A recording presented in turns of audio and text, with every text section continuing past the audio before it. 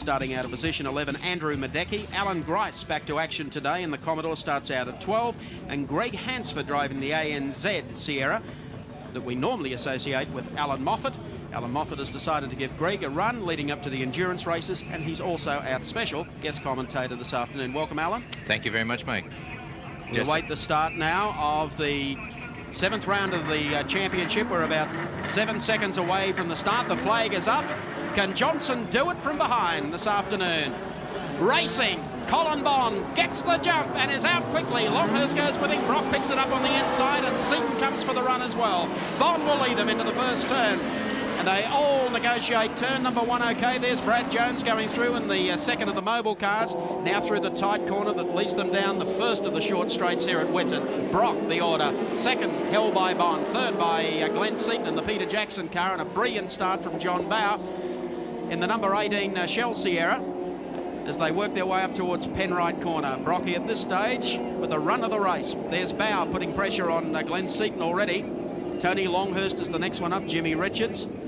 Plenty of traffic congestion as they fight their way out of that corner. And they head up to the next to the right-handers.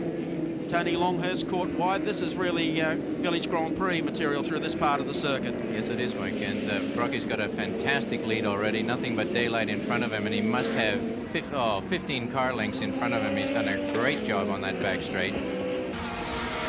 Second spot being held by Glenn Seaton, but John Bow already moving in on him, and Jim Richards looking very aggressive here in the Nissan Skyline. Well, that gave Brock a nice break because Colin was on the front row with him, and he must have held up the field while he was sorting out his gear problems, and that gave Brocky an unbelievable jump and a nice one to have. But the field is still closing up quickly here because of the many hairpins. And takes him too, so Jimmy Richards, the Rainmaster, carrying our Dulux Auto Colour race cam, now moves to third.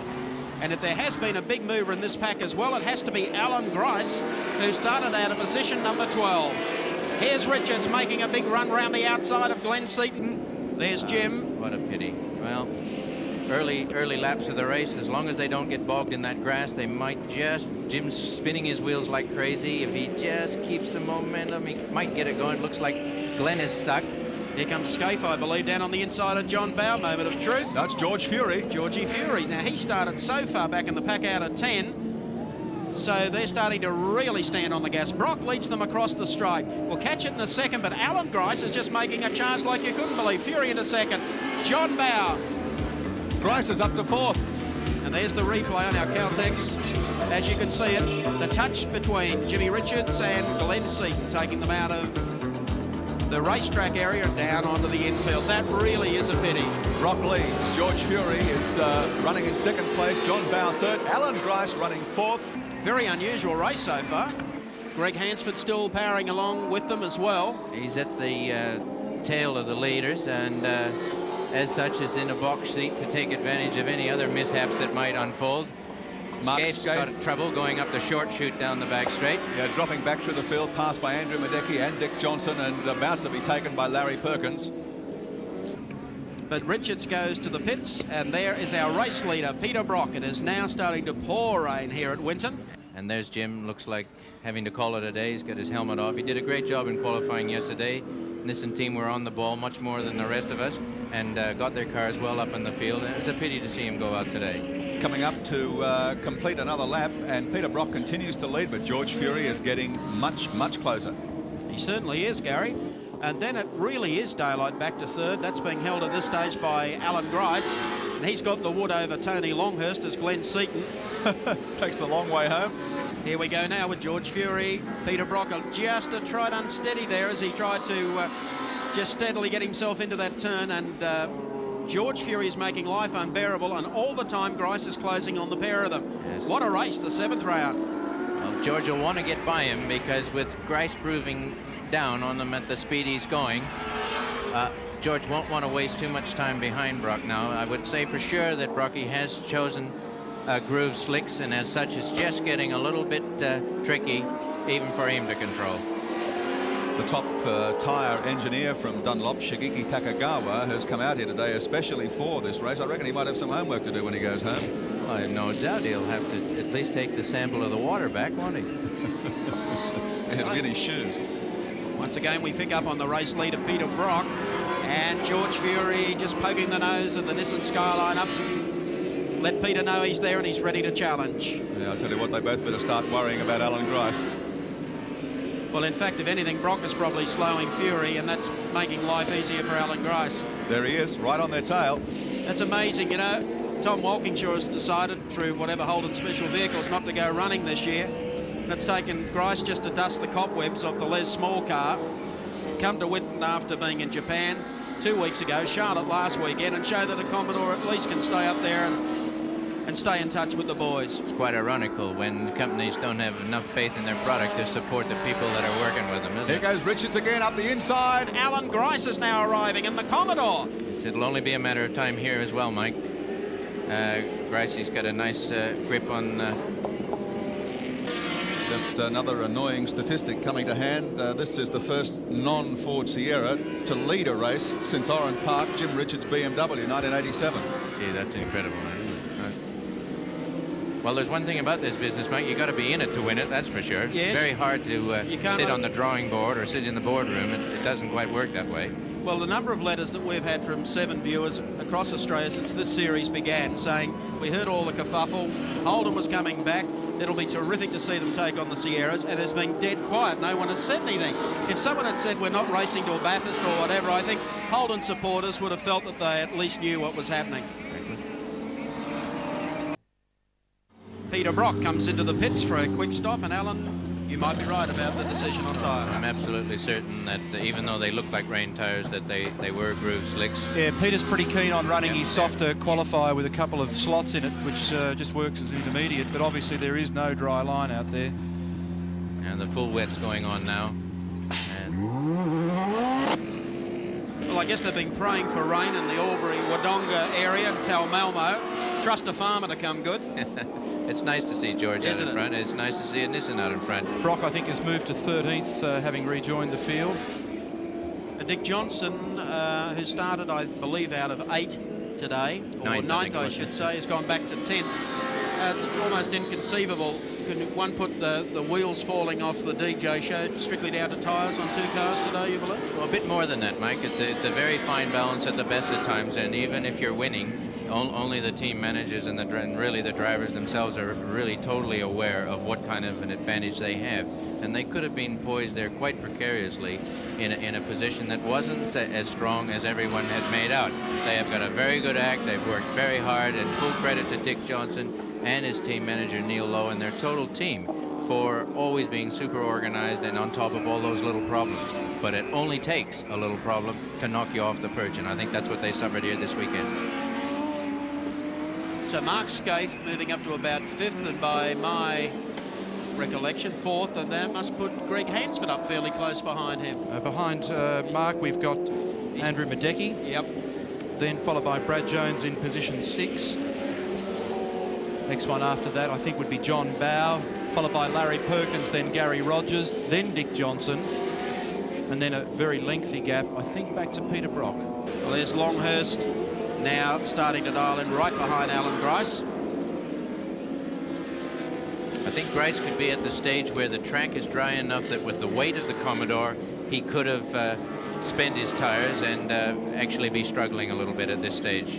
Whereas George's car a little bit lighter, and one thing that Yokohama seemed to have been proving to the field over the last number of races, Mike, is that their race pace, their qualifying pace didn't seem to make any difference. They've got a nice durable tire, and I don't think tires are the slightest bit of concern to George Fury at the moment. But they certainly are for Alan Grice at the moment, trying to fend off Tony Longhurst. Longhurst will immediately go to the inside coming down to this corner, but knows that Grice will cover that.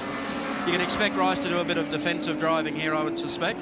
This will be the widest Commodore in the world for the next 10 minutes. He's not the guy you really pass, it's the guy you've got to work at for a while.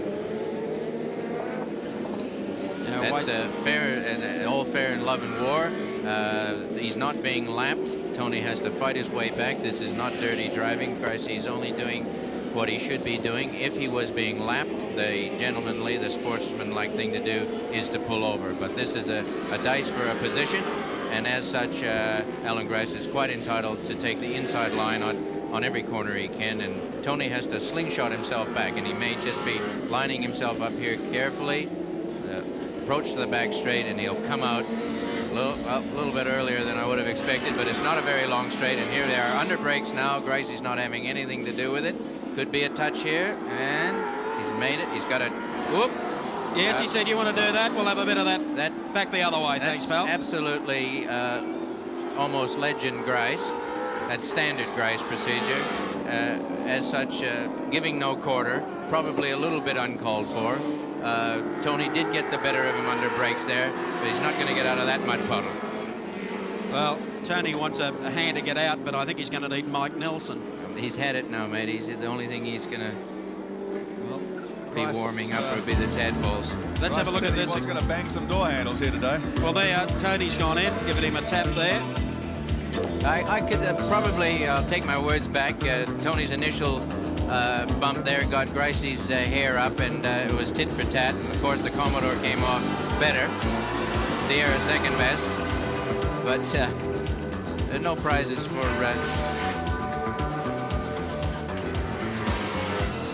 That's a pity. Tony was doing a good job there, and yes, I think it'll take them at least until the end of the race to. Oh no, they're trying to get it back on the blacktop again. He's dropped a fair bit of room here as we pick up on guys going through in the number 15 car.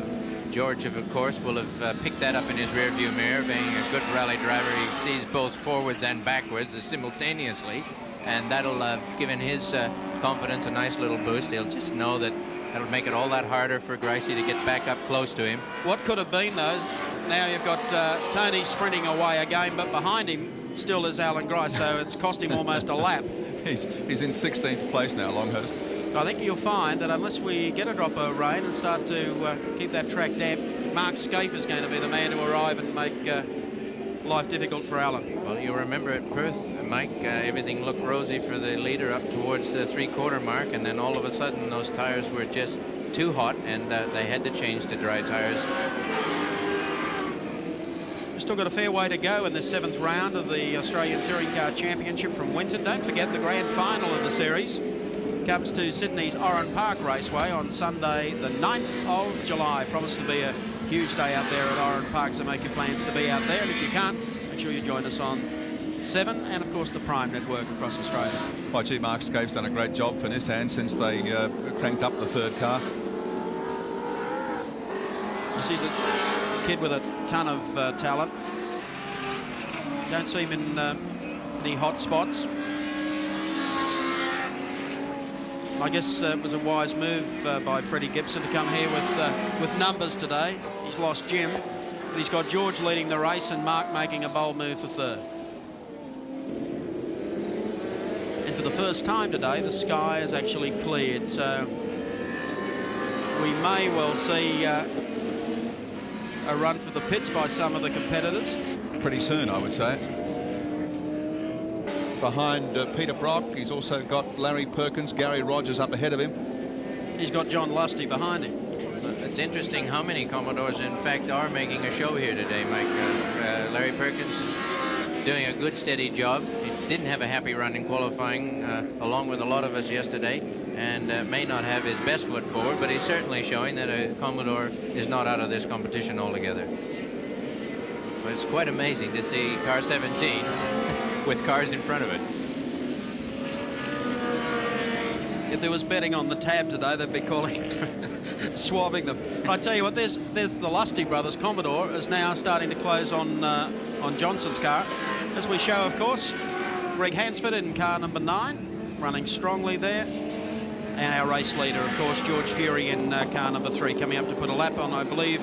New Zealand's Robbie front to the...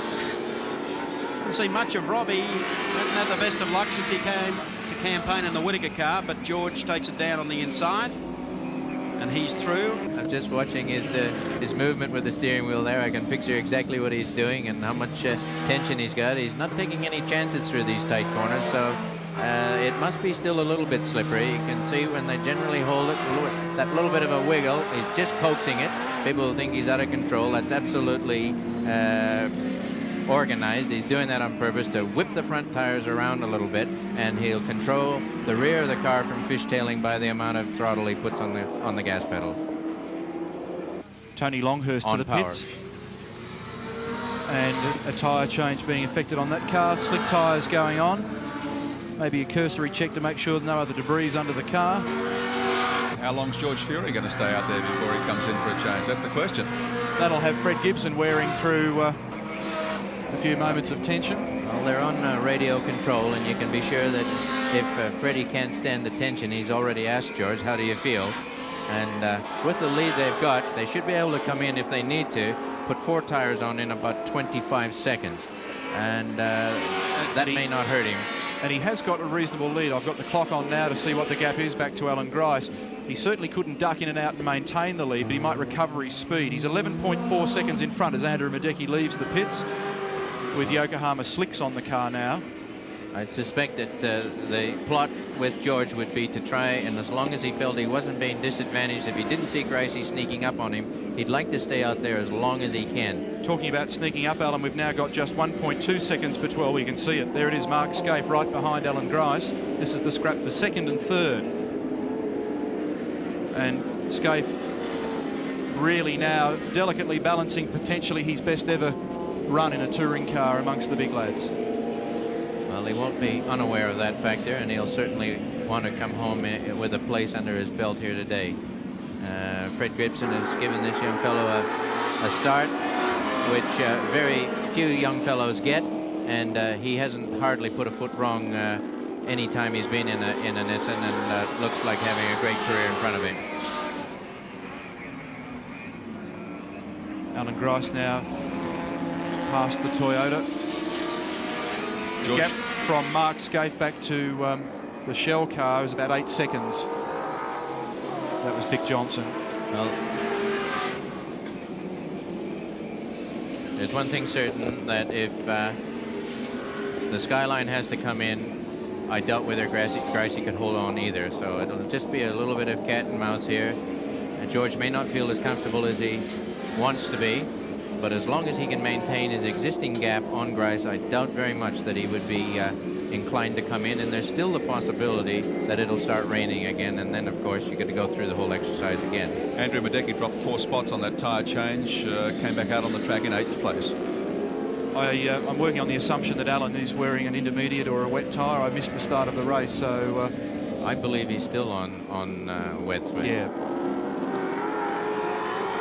Yeah, so really we've got to look at our best placed slick shod car at the moment to see what's going to, or what the likely scenario is if you throw all the marbles up in the air.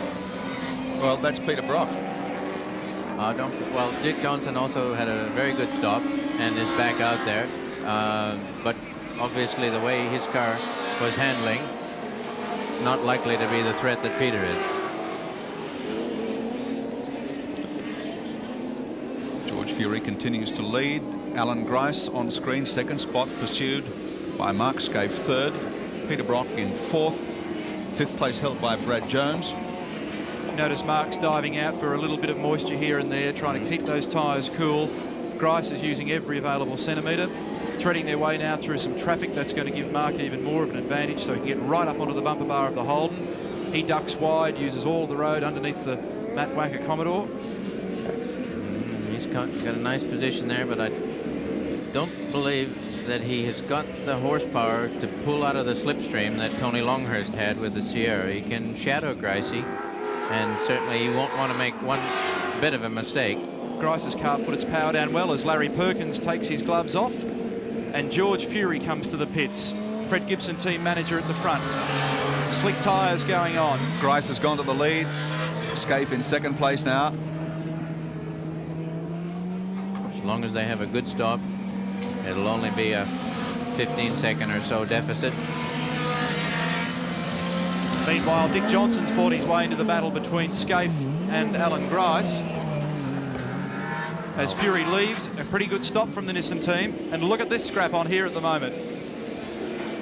Well, okay, now I understand that Johnson's a lap down, so it's imperative that he now get through these guys, and then he's got to make up another 60-odd seconds.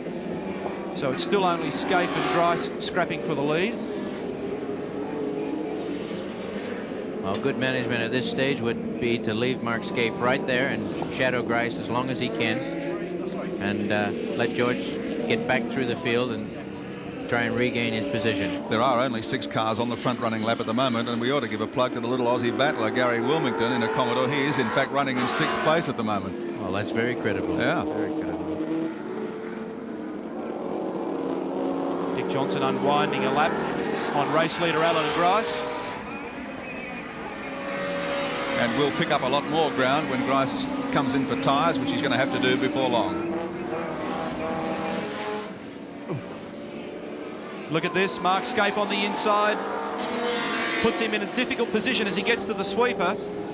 And there are very few guys that are as tough as Alan Grice to pass. I've never noticed that, Neil. Oh, gee, he's not doing anything wrong. These two are dicing for a place. He's not expected to pull over and say, "After me, Mark." Now the difficulty here is Mark will start to be more anxious with his right foot, which only makes the equation worse as his tyres get hot. You have to temper the frustration to use your foot to overcome the fact that you're in second. The fact that you're not going by into the lead. Yes. George Fury rejoined the race after that tyre change in 4th position. So it's Grice, Skaife, Brock, Fury, then Brad Jones. There's Freddie having a little think, if nothing else. There he goes again. He's ducked to the inside, squeezed up on the inside, slithers through. Grice, he's given him some room. And Mark Skaife through to the lead. Leads a round of the Touring Car Championship, Mark Skaife. Well, we're looking at great preparation here. It's not easy to get one car to the start line, let alone 2. And Fred Gibson started 3 today, 2 of them running well.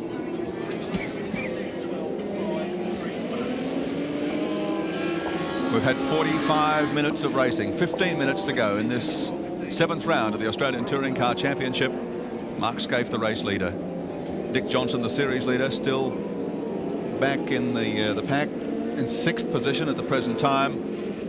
Only 2 people got a chance at the championship with 1 round remaining after today. That is Dick Johnson and John Bowe. Now Peter Brock is also beginning to buy into this argument slowly but surely. Yes, I think if it doesn't rain. And here is Mark Skaife now coming in, car number 12. Led the race after taking Alan Grice. And Mark Skaife comes in as just about everyone in the field has come in for a tyre change with the exception of Grice in the Commodore. So a pit stop for Mark Skaife in car number 12. That will also enable George Fury to move up a spot in the pack, and that will, I would think, almost move Fury up into 3rd spot. Meantime, there's our race leader, Peter Brock. Still some racing to do in this 7th round. About 10 or 12 minutes left. Giving it a little shortcut there in the middle of the S's. Very tight S's here. And you can see the plume coming out of his exhaust pipe. That's full rich position, and with the cool air here today, the turbocharged cars are responding quite nicely. I don't think it'd be lack of power that's bothering anybody at the moment. And well, what is interesting, George Fury, I would think, would be almost now up to 2nd. Fury up to 2nd. Grice at this stage would Brad be Jones is 3rd, Grice now 4th. Place of changing fortunes. We're in no doubt about who's leading the race. That's Brocky. Lap scorer Nigel Greenway, who's busier than a one-arm paper hanger. Peter Brock's team manager. his crew chief, Mike. Brad Jones, 105, 3rd place. Dropping Alan Grice back to 4th. So Grice has not been into the pits. And Tony Longhurst back in the pack after his spin earlier. He's been into the pit. So Gary, to update us. Top 10. Oops, as we have 43 get around sideways there in the grass.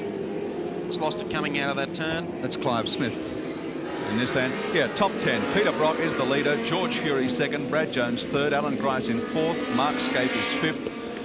Dick Johnson is 6th position, John Bow 7th, Andrew Badecki 8th, Tony Longhurst is 9th, and Gary Wilmington rounds out the top 10. Well, one of the things that takes place when we're developing these cars, Mike, is the stretching it in dry conditions. And the tires absorb a tremendous amount of the idiosyncrasies that take place in the suspension. You can see here Peter now totally happy on the dry line, where he's able to throw the car around a little bit, get the power on, and instantly catapult the car. Lyndon Riefmuller. Across the grass, the concrete wall. Once you get on that grass, it's lethal. You actually go faster than the speed you were going when you left the tarmac. Well, Lyndon steps out of the car. Much more you can say. He's come off the racetrack and slid across to connect with the concrete wall. A little bit of damage there. He was doing well, had a great run last weekend. Let's have a look at it. Once again, you just know where it's going. Yes, he had the wheel turned. He tried to bring it around, but it was having anything to do with it. It's going to be tough potatoes here for Peter Brock in a minute. Whoops, there's 139 heading off towards the wall. He's out of harm's way. David Sala, goodbye for the day. Back at the front. Look at this battle. Just about everyone's had a shot at leading this one today. Peter Brock under siege now from George Fury. Well, George has got enough time to do it, mate. It's not as if this is the last lap. Well, there's about 5 laps remaining, Alan. Okay. Come down. The horsepower of the Sierra still just edging him out down that main straight. George isn't going to take any chances. They're coming up on a bunch of cars. It includes Dick Johnson's number 17. Oh, Brocky threw it. Blew it himself. Almost felt that one coming. He was going so strongly through that left-hander, and it's much tighter than the camera angle shows. Had a lot of momentum going there. It would have had to been a very good tire to hold that amount of G-force. We'll replay it for you. Peter's already broken it loose there. George didn't have to do too much more, but Peter caught it well here. Peter was very keen to get the power of the turbo on to scoot up that hill, Mike, and he just hit it a little bit prematurely. There's Peter Brock having made an excellent recovery, and he's now got his teammate Brad Jones not too far behind.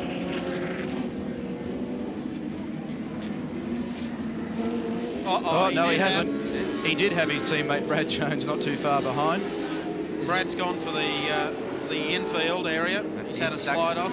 Emulating the Crompton parallel parking in the mud. I'm trying to think when I last saw Peter Brock spin a car in a race. Not too often, but I won't be nasty and say I remember when. I think it was 85 at Calder. Yeah, that's right, yeah. You want a statistician, just call it. Okay. I came up on an RX-7 once, and it caused a little consternation. Oh, indeed, yes. But he doesn't do it very often. No. He was trying hard. He knew he had to fight hard to stay in front of George. Look at this. This will be just the moment that Fred Gibson will savour for ages. George Fury coming up to put... The Nikons will be flashing furiously on this lap. Putting a lap on Dick Johnson and John Bow, who are together. Managing Director Mr. Devison from Nissan Australia is here to witness the 3-car assault this weekend. Fred didn't run the cars last week at Amaru in the AMSCAR series to give this the absolute best possible shot, concentrating all their resources on a win, and there's now very good potential that that's going to happen. This is Fred showing a ton of emotion, as you can see. If George can do it right in front of Fred, he'll smile. But he knows that George is sitting right in behind the 2 Shell Sierras that have dominated the Touring Car Championship thus far. I think Freddie would just as soon that he got away from them and didn't have the potential to touch or the slightest accident at this stage. I think he can afford to sit there, but he's not about to. He's gonna go by if he can. He's got Andrew Madecki behind him, getting him onto to race. There goes Andrew. He's going to have a slice at it now. Oh, Nissan have really done a great job. Andrew's in 8th position. So he just wants to get on and race the 2 red Sierras that are in front, try and finish in front of them. So there's Madecki. And our race leader, George Fury, doing it for Nissan. Not too far off the finish of this race, let me tell you. Time is really running out. Incidentally, Mark Skaife has now elevated himself back to third, having passed Alan Grice, now back in fourth. Expect the checkered flag might even come out this time around. We'll wait and see. Round 7 of the Australian Touring Car Championship. What a day it's been. Here comes Georgie Fury, car number 3 for Nissan. No. One more lap perhaps for... I make it 59 minutes and 37 seconds. Perseverance pays off in any business, Mike, and you're looking at it paying dividends. Oh, no, George, hang on to it. My goodness me, the farmer got excited. Well, it just shows that you can't lose concentration for a millisecond around here. There's And a look who's patch. behind him. That's Brock, 3 car lengths behind in the scrap for the checkered flag. It is not over. It's now exactly 60 minutes and 1 second into this race. Here comes George, and all of a sudden it becomes paramount to get on with this because he's got Brock closing again on him after spinning off the racetrack and coming back. The order: Fury, Brock, then Skaife, then Grice, then Brad Jones, and these 2 men scrapping for the lead in the absolute closing stages of this race. They come down the back straight now for the final time. Madecki pulling out to try and get Johnson. He's already passed Johnson. Brock making up ground now on the Nissan. Oh, one of the shell cars has gone in front of them. If he comes back, he could cop Fury. No, he misses him. Goodness gracious me. Here comes George Fury. Last corner, checkered flag. The Sierra domination is broken. George Fury wins at Winton Motor Raceway. Peter Brock places second. Goodness me, what a finish to this race today. That's a tremendous victory. A real credit to the Nissan team. Fred Gibson, George Fury naturally pulling it off under great pressure and great duress. I think you'd Tremendous agree. victory. I think you'd agree, Alan. You've been campaigning the Sierra now for 2 seasons, but it's just great to see something else get up there and win the occasional race. It has been a lay-down reserve for a long time, and it's just an indication of what's coming for Nissan. A new car next year, and obviously going to put plenty of heat on the rest of us for the rest of the season. Let's take a look and see what happened on our Caltex replay last time when they came down to the bottom turn. There was... John Dow, I think it was, Yes. car 18. And look at this. I mean, is fate playing a hand here? George Fury just gets through by 2 feet. Stops on a sixpence. Peter Brock behind. And Brock actually waved to us. He went past. But there's the winner this afternoon of the 7th round of the Australian Touring Car Championship.